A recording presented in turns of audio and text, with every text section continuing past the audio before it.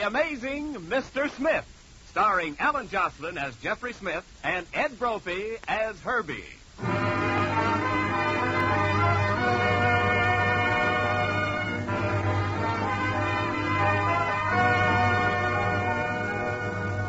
Jeffrey Smith, so you all will know, is a young man about Hollywood who has the amazing faculty for attracting trouble in various and unexpected forms.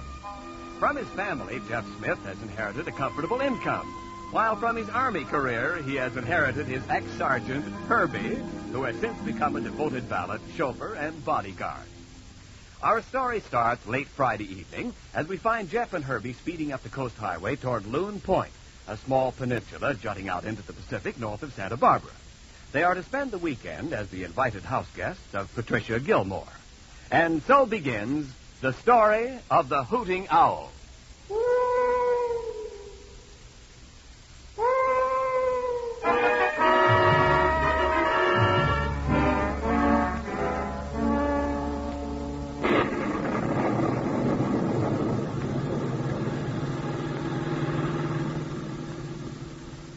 Herbie, we should have been at Pat Gilmore's place hours ago. I don't mind being late, but do we have to be lost, too? I'm sorry, boss. The reason we started late was because my watch stopped. Your watch stopped.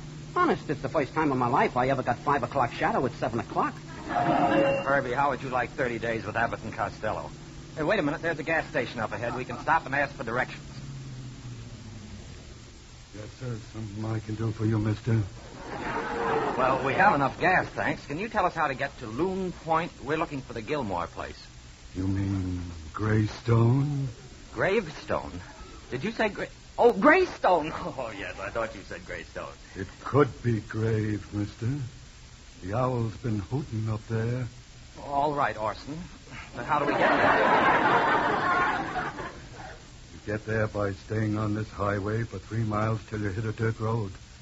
Turn right for about 2 miles and keep going. You can't miss Greystone. But if you're smart, you might want to miss it. Oh. Well, thanks very much. When I get back to town, I'll send you a nice vampire. Then joke all you want, mister. But we got a saying around these parts. When the owl hoots twice, beware. Horrible death is in the air. Well, so long. See you in a bad dream sometime.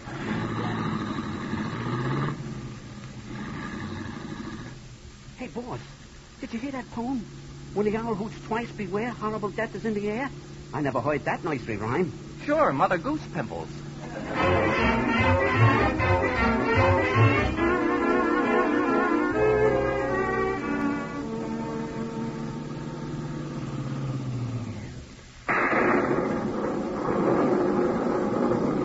Well, Herbie, I guess this is the Gilmore house. What a creepy joint. I heard of ivy clinging to a place, but this stuff is strangling it. Yeah, it's quite a house. Looks like a headstone with windows. Well, come on, grab one of the suitcases. We'll make a run for it. It's starting to rain pretty hard. Okay.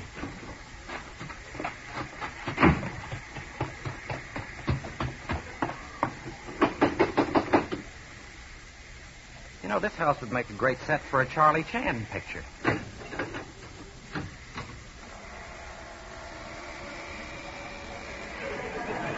You please to come in. Perfect casting. Miss Gilmore, a gentleman to room. Please follow Lee Sing. Uh-huh. You unpack the bags, Herbie. I'll be up soon. Okay, boss. Oh, there you are, Jeff. You were a darling to come out in all this rain. Hello, Pat.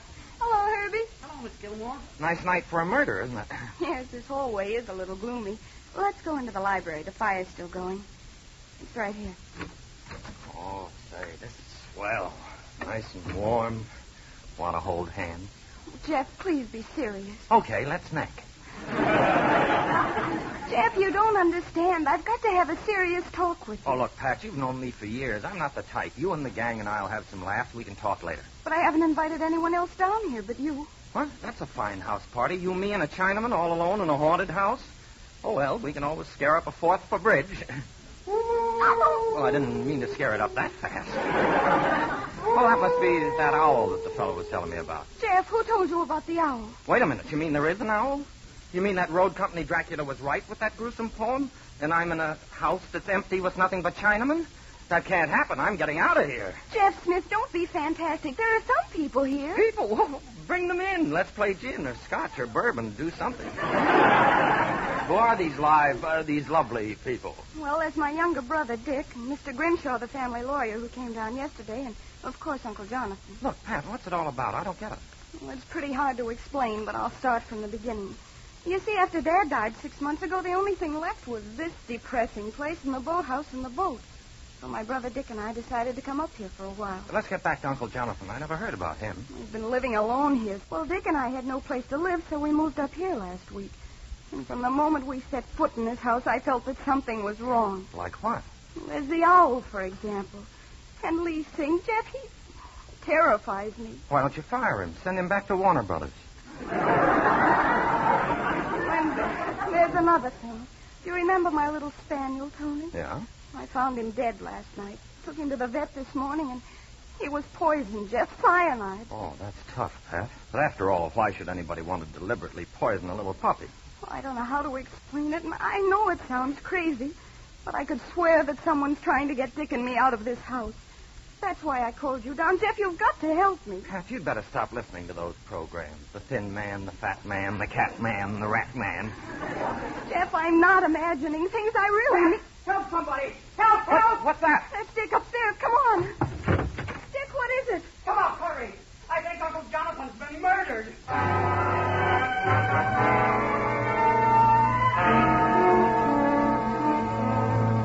don't know what happened. He's lying there on the floor. Somebody else. He's all right, Pat. Yes, there. See, his eyelids are moving. You ought to be ashamed of yourself. They're giving us a scare like that. I couldn't help it.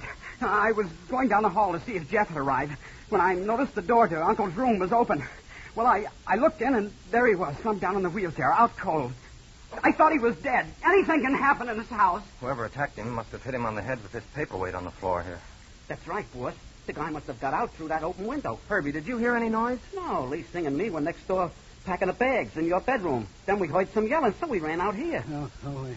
It looks like the smelling salts are working, Jeff. Yes, I guess so. Better give him some more of this. Here you are, Uncle Jonathan. Take a little more of this brandy. Help! Oh, must be a scotch drink.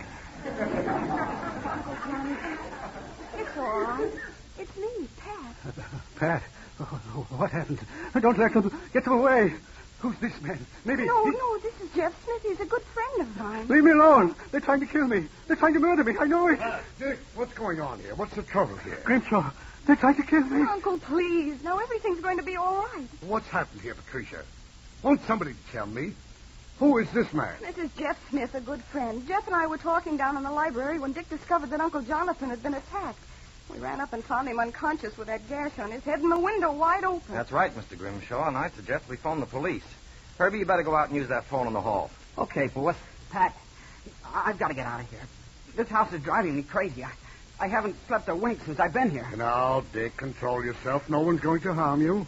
Oh, no? Listen, Mr. Grimshaw. Where were you during the last 10 minutes? How come you didn't hear all this? My boy, what are you inferring? Dick, please. Leave me alone, Pat. I know what I'm saying. Hey, boss. What's the matter? Hey, boss, guess what?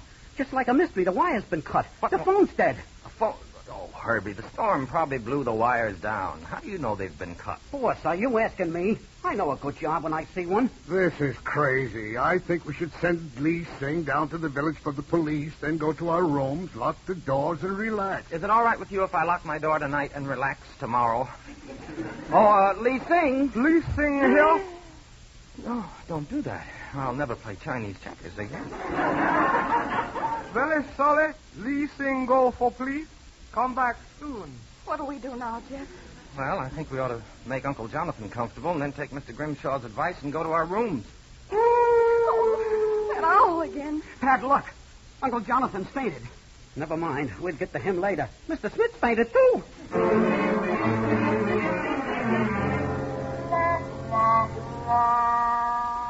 Oh, my head. What happened? You must have fainted, Jeff. Yeah. The owl hooted twice, and you passed out once. Miss Gilmore and me brought you down here to the library. What? Must have been the excitement. I didn't have much dinner tonight. Ah, boss, you know you put away a steak for dinner. Well, You were just scared. scared. Listen, Herbie, just mention one thing that frightens me. An owl. That's enough.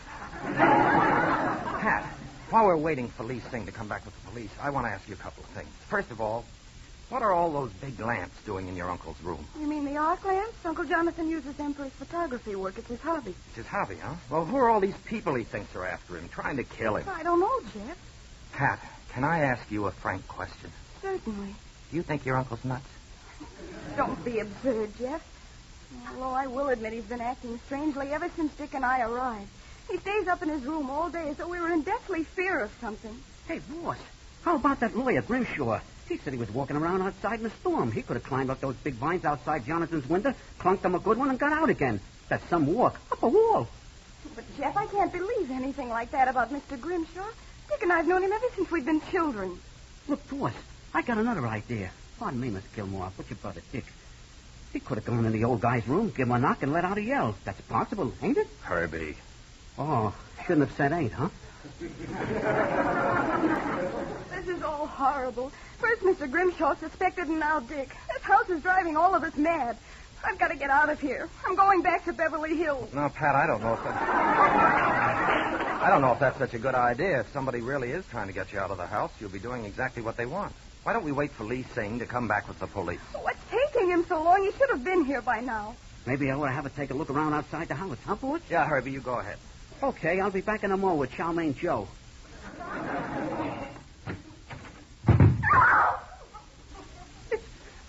It's Lee Singh. Boss, look, It's Lee Singh, I tell you. formerly Lee Singh, presently a corpse.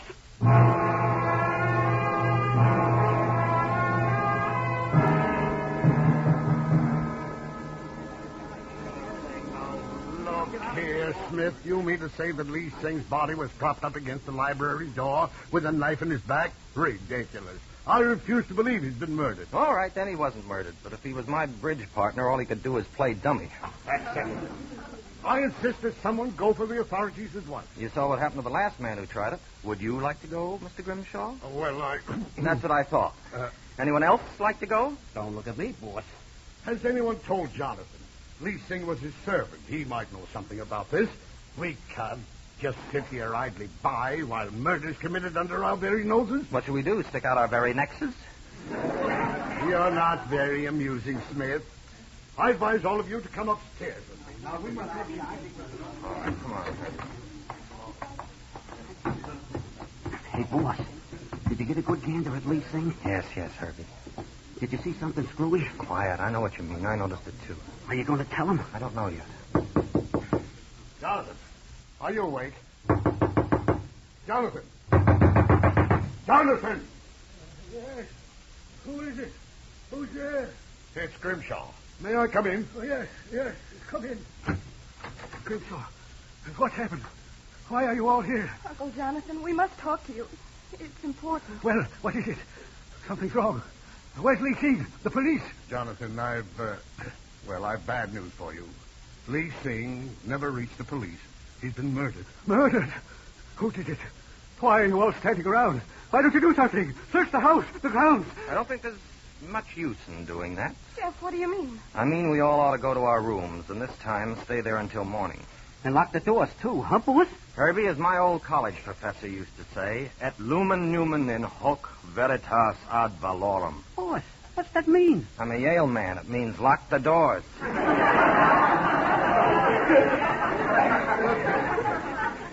What are you driving at? What's on your mind? I'll tell you what's on my mind, Mr. Grimshaw. You all saw Lee Singh's body. Didn't anyone notice that his raincoat was dry? I don't understand, Jeff. What are you trying to say? Well, it's pretty simple, Pat. It's been pouring outside, and if Lee Singh's coat was dry, then he didn't set foot out the front door. In other words, Exactly. The murderer of Lee Singh must be hiding somewhere in this house. Now, I suggest we all go to our rooms and go to bed. Yeah, but if you fall asleep, what suckers?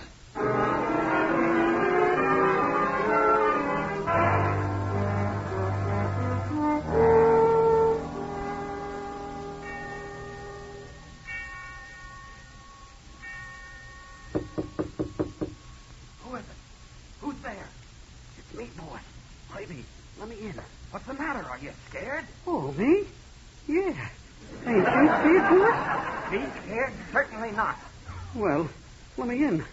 All right. Wait till I move the furniture away from the door. How come you're not sleeping?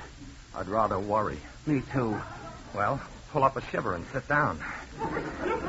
You know, Herbie, I think we ought to go back to Beverly Hills. Well, what about Miss Gilmore? She's counting on you. Yeah, and if we hang around here, they'll be counting over me. Look, let's handle this thing scientific. You saw all those thin man pictures. In a case like this, what would William Powell do? I don't know. I'm always watching Myrna Loy. I tell you, there's one thing, though, I can't get off my mind. You mean about the owl? Yeah. Every time something happens, that owl hoots. And every time that owl hoots, something happens. That boy hoots every hour on the hour. This may turn out to be a gruesome watch crime. Oh, silly. Herbie, who in this house do you think would know that superstition about the owl? I guess the old geezer, Uncle Jonathan, would know all about it. Hey, you mean Lee Sing clipped Jonathan? Then the old guy knifed him back for revenge? But how could he get out of the wheelchair? Uncle Jonathan might have had an accomplice. Yeah, the lawyer, Martin Q. Grimshaw. What about Dick? I got it. He's helping Grimshaw. And I was helping Dick, and you were helping me? Then I'm the murderer. Herbie, remind me to stick your head in a doorbell sometime. Listen, boss. Somebody knocked off Lee Sing. If it ain't the people we know, then there must be another guy. And if he ain't hiding upstairs, then he must be downstairs. That's right, Herbie. We're upstairs, and he's downstairs. Good night. Okay, good night. Wait a minute. If the guy is down there, maybe we could catch him. That's what bothers me. Besides, what chance have we got without a gun? I got my gun. Oh. Oh, we'd have to have a flashlight. I got a flashlight. Me and my big mouth. Listen, boss. Suppose there is a guy downstairs. He's still 2-1. Sure, 2-1 we don't come back alive. Oh, well, all right. Let's go.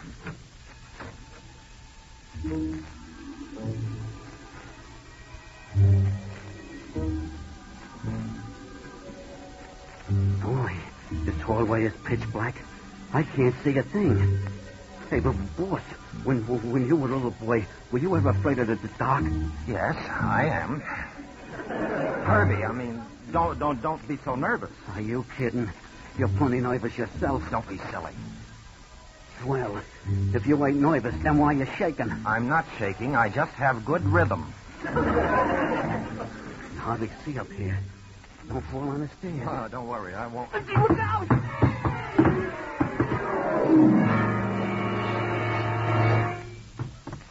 Boss, are you okay? Yeah, I'm all right. I needed some new x-rays anyhow. The kitchen is down this way. Say, that was some fall you took. Those stairs must have been covered with Johnson's glove coat. I only wish I'd landed on my coat.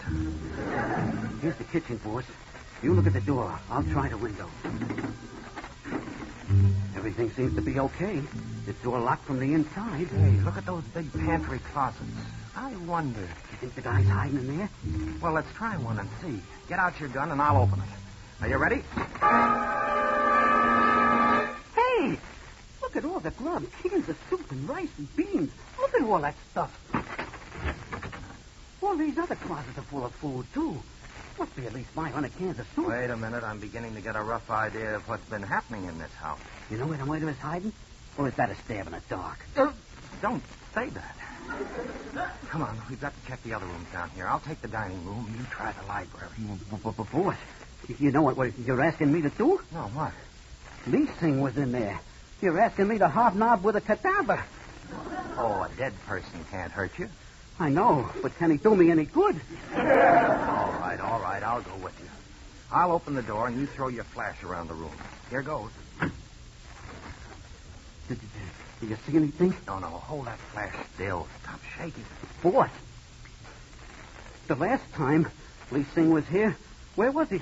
Why, he was right over there next to that. Hey, Lee Sing's body has disappeared. I don't get it. A man goes for the police, he disappears, we find him dead, his body disappears.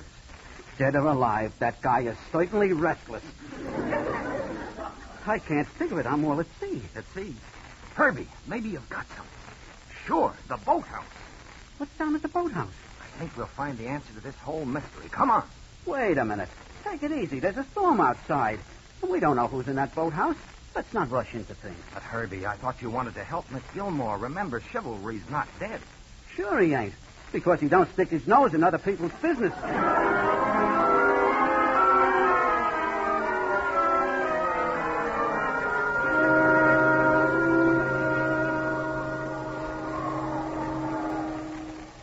See, Herbie? What did I tell you? There's a light in the boathouse. See it through the shade?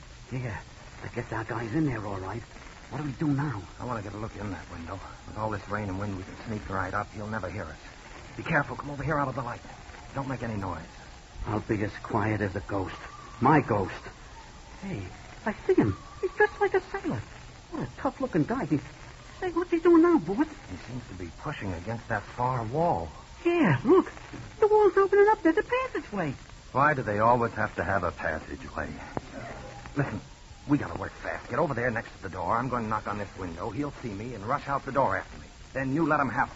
Are you set? In spades. Here we go. Yeah, who's there? What do you want? Here he comes, Herbie. I'm waiting.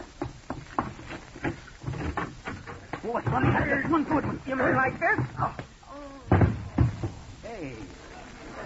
What a start. One wallop and he's... I started to take Seratan before I was 35. Here, help me drag him inside. Okay. Get a load of this guy's puss. What a nasty-looking face. He looks hurt. Use this rope and tie him up tight. I'll gag him with my handkerchief. I guess that will hold Mr. X for a while. Come on, we've got some exploring to do on the passageway. Give me your flashlight and get out your gun. Well, here we go. Andy Hardy finds the tunnel. Kind of damp in here. Say, it looks like we're going right up inside the house. Do you think this is such a good idea? Yeah, and any second we should find the body of Lee Sing. I don't like this. I wish Dick Tracy was here with us. I wish Dick Tracy was here without us. Herbie, look up ahead there. How do you like that? Lee Sing's body, just like you said. Ah, you knew he was here all the time. See those stairs over there? Yeah, we're back in the house, I guess. Right. Now I've got a job for you. That wall at the top must work the same way as the one in the boathouse. Follow me and then wait while I go inside. And if I'm not out in 5 minutes, come in and get me. If I do come out, you know what to do. I got you, boss. Watch your step. Yes, when this is over, I'll have my head examined. Again.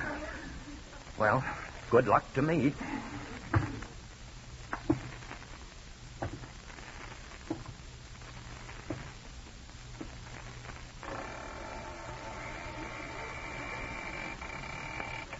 Won't you come in, Mr. Smith? What? I've been expecting you. What? Yeah, thanks. I was out for a walk, you see, and I must congratulate you. You've been a very astute young man. And if you don't point that gun at me, I'll remain young a little longer. You read my thoughts, Mr. Smith.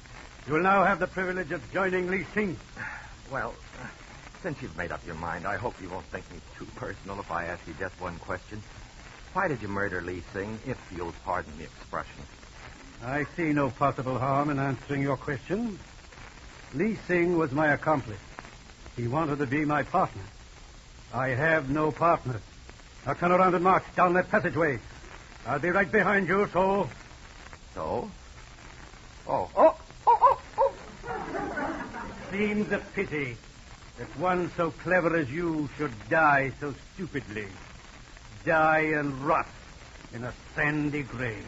Say, do you do much work on inner sanctum? You're very humorous, Mr. Smith. Now, down those stairs. I haven't much time to... Nice work, Herbie. But, boss, I can't figure it. That's Jonathan. He's paralyzed from the waist down. Did you hit him hard? Yeah, I gave him a good one. Now he's paralyzed from the waist up.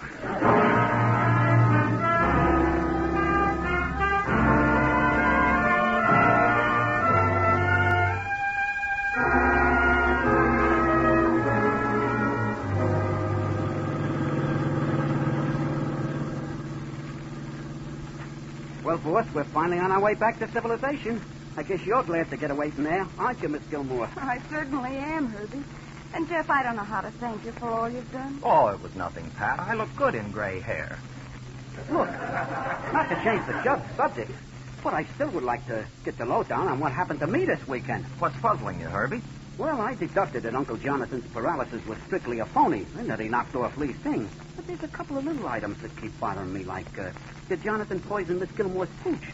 Who was the guy in the boathouse?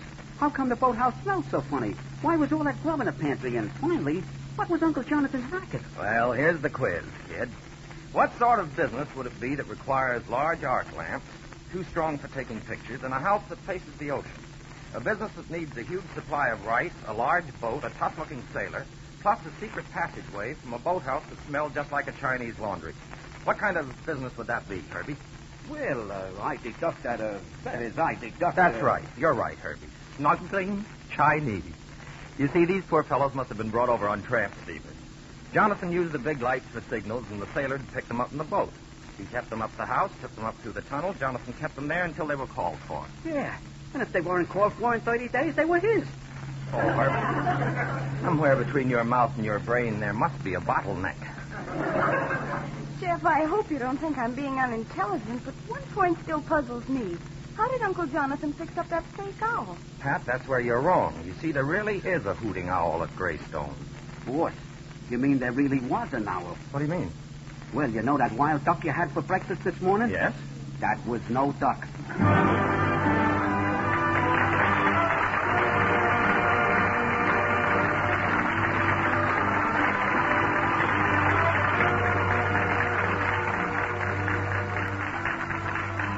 And this is Ken Niles inviting you to tune in again next week at this same time to hear another adventure with the amazing Mr. Smith, starring Alan Jocelyn and Ed Brophy. Original music is composed and conducted by Lud Gluskin. These programs are written and produced by Martin Gosh and Howard Harris and come to you from Hollywood. This is CBS, the Columbia Broadcasting System.